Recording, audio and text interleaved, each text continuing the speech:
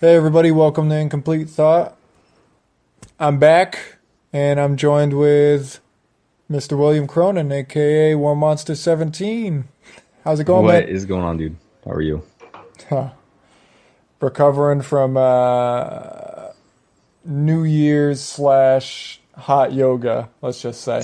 Now, was this occurring at the Uh, same time, this New Year's slash hot yoga? Oh yeah, dude, I mean, the hot yoga took place on like a Sunday. I'd just gotten back from driving from Maine to Virginia. I did it in about 9.5 hours. Solid. Yeah, I know. I was pretty pumped with myself. The Prius tugged along at a perfect speed. Didn't run into too many people. Although I did almost like run into the back of somebody on 95 just because like we were going over a bridge that the construction was just so bad. I think they hit a bump.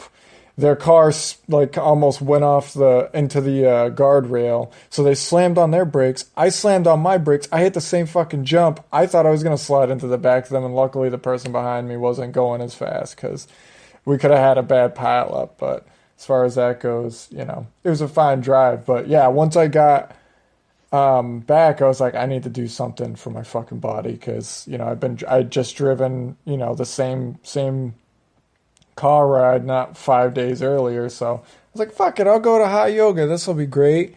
And do you know what hot yoga is? Like, as far as I can, do Isn't you have it any like idea about yoga it? and a sauna? Yeah. Pretty much. It's exactly what it is. Yeah.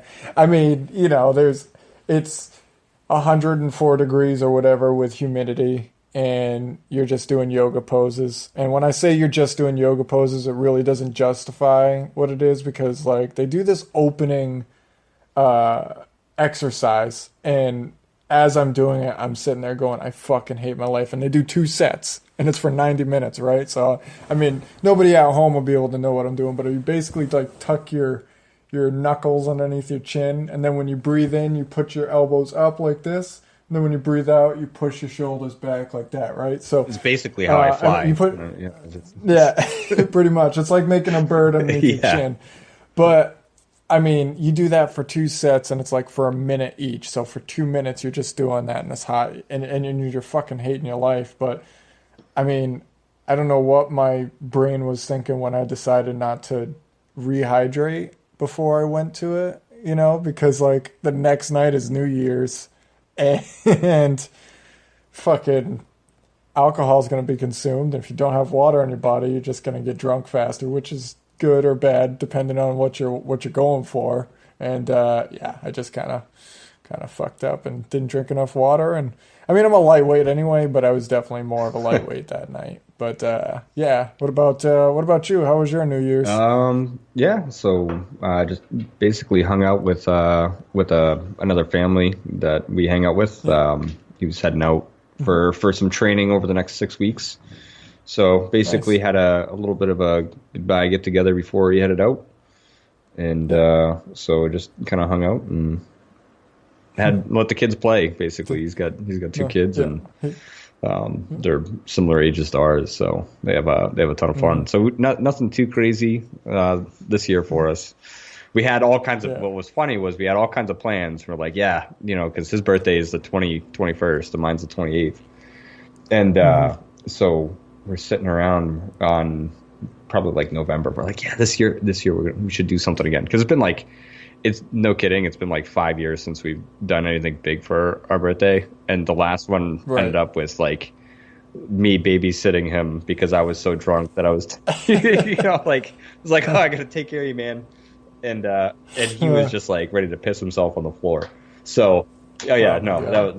that was our last real good one. So we're still recovering from that. Yeah. Jesus. So Yeah. so we're Wow. like, this is the year. Sounds like, This is the year. We're gonna do it before you head out. And then we ended up we we were just like, no, we don't have it in us. no. We'll just Yeah, hang out. Yeah, it'll we'll be just hang fine. out. So that's basically what ours was. But yeah, I mean, this time of year when you have kids though, is Hmm. it's incredibly fun because even though the magic's kind of gone for you guys and everybody else when For adults. adults, Yeah. it's still fun.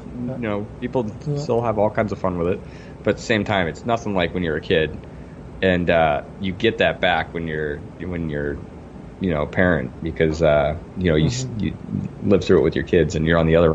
Yeah. So you get to see the light and hope in their eyes before reality checks in when they get older, and they're like, "Wow, life kind of sucks." No, you also get to slowly watch that get crushed as they get older. Hey, first chance at real life. Santa's not real. Oh yeah. I was gonna say, it's like, did you guys go the route of like telling them about Santa, or did you guys like try something different? No. Like, does all the kids know about Santa? Santa's like Dad's best friend, man. That's no, he's he's live and real. My kids, so. Yeah. Well, I mean, I guess it works. It works for you too, like in a not a punishment way, but as like a little carrot you can dangle throughout the year if they really start becoming, shitheads. Oh no, Santa! You could Santa's be like, not there to discipline my kids. Santa's not there. Okay, you don't go that route. Oh man, that was always a route that like anybody in my family would take, to be like, you think that December is so far off, but it's really not. You got about 5 months to get your shit together, or else Santa's just bringing you coal and nothing else. It was always like like I said, a carrot to dangle in front of you, I guess, for morally wayward kids. Well, we'll dangle it closer to Christmas time, like November rolls around. Then it's close enough that it's kind of in the back of their mind, because then they'll come home from school and be like, "Dad, Christmas is coming soon." Like, yeah. You better watch your shit.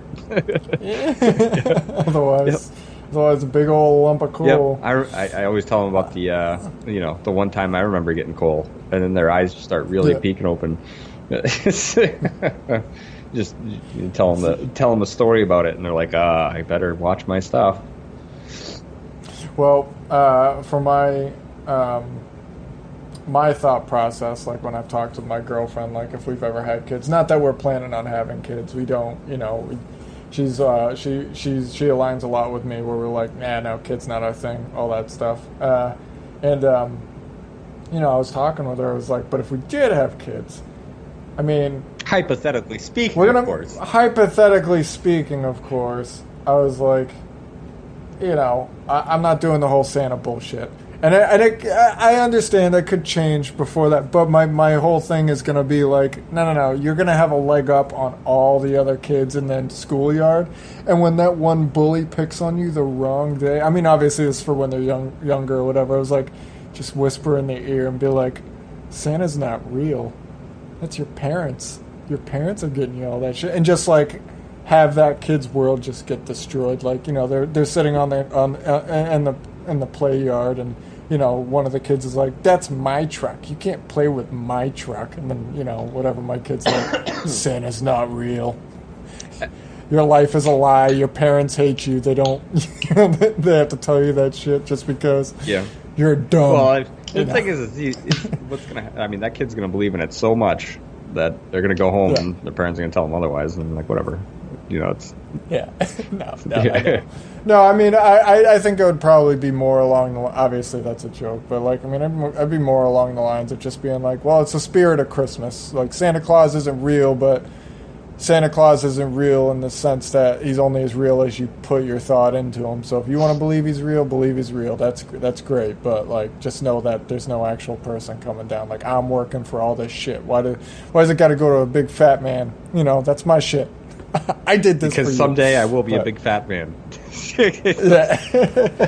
So at one point I will be. Well, I mean, you're still Santa Claus, fat or not. But, no, that's. I cool, prefer Kris Kringle when he's young, red hair and all. But yeah, my girlfriend actually just moved to Montana. She just she took off, I think, like mid-December-ish. Yeah, mid-December. She took off on the long road trip. It's like 3 or 4 days if you make as many stops as she did. I feel like I could probably do it in about 2.5. When that's going to come this July, my mom's coming out and she's going to drive out with me, much like my girlfriend's mom came and drove out with her. So, but right now I'm just finishing up the lease. It's like $3,000 to break it, and I'm like, ooh, yeah, I'll just stay here for a little bit. you know. Yeah. Yeah, that, and it kind of gives her a chance too to like live life on her own. She never really got to live, and myself included in that matter. We never really got to live on our own, providing for ourselves with nobody else's help. You know what I mean? Yeah. Like she's living in Montana for the first time on her own. I'm living in Virginia. I mean, granted, we were paying all the bills, but at least we had each other, and like they were splitting this shit. Now it's just full on like bills for me, bills for her. Like, we're on our own for the first time, and we're pretty candid and honest with each other. I guess that's pretty much, I'm just redundant at that point, but like, I'm well on to the possibility that she might be like, "Ooh, yeah, this house isn't big enough for the two of us. You might just have to stay out there for a certain amount of time." But yeah, so it's taking some adjusting, but it's not going too bad. Like I said, we're both pretty honest with each other. How about you? Have you ever done a long distance relationship as far as that goes? No, I haven't. I mean, the closest I came to that was my then girlfriend, now wife at the time, had came to Maine for visiting for a little while, but it was never anything long term. So yeah, I moved out of my parents' house when I was 18, and I lived on my own after that, but I was never alone. Right. I've been with my wife since I moved out, basically. Yeah. So. Oh, so you've never had like that, like, I guess, bachelor pad type of thing. It's always just. This is the closest. That's right. right. This is the closest I've came. Yeah, right, this is the closest I got. Right that little room. What is it, like a 20 by 20 room? Just a little pocket of the house. Pretty good size. I don't know. I should. When I say 20 by 20, I'm saying like a bedroom. I actually don't. I have no situational awareness of like the size. Yeah. So the whole entire basement is basically my little pad down here, with the exception of the laundry room. Sounds like my apartment, dude. Like, because I would always fuck up and be like, yeah, no, my apartment's like 900 square feet or something like that. My girlfriend would always come in and be like, no, dude, it's like 700 feet maximum. 690, really. But, I mean, if you move the toaster a little bit, I guess you got your you're 700. But, yeah, so no, I got no area as far as that goes. Like, area awareness? Yeah, that's what it is, yeah. So, but yeah, no, I mean, she really got a good like idea of how much shit she had when she moved out. Oh yeah. Because it's like I was telling her, like, when we first started living, I'm like, listen, I really only have as much as I can fit into my car, and if I go over that, I toss shit out because, who knows when this shit's gonna end, if it ends, but I don't want to have to sit there and figure out how I'm gonna stuff a bed, a fucking couch, or any of that shit inside a Prius. Not that I could, but like, it's like TV, blankets, clothes, that's it. Like, Xbox, whatever. I don't have a whole lot, I mean, not that I haven't accumulated shit, but when I move out to Montana, it's whatever's I got to take out there in the Prius, that's what's going. Anything else is just gonna fuck off, and I'll give it to Goodwill or something. Yeah, no, that's when I moved the first time, we I don't know if I'd say we poorly filled a U-Haul. Like it was filled because we just couldn't put things in there very organized. It was just kind of, I'm ready to move, let's toss stuff in it. So it was the not the biggest U-Haul you could get, but like the biggest one you could get before going to a diesel truck. Oh, and so it was like a 16 or 18 footer. Maybe even a 20 footer. I think it was 18 feet. And then I had our car on a tow behind it. So that was the biggest thing I'd ever driven. And before that, the only thing that I'd ever driven that big was my dad's truck, like twice.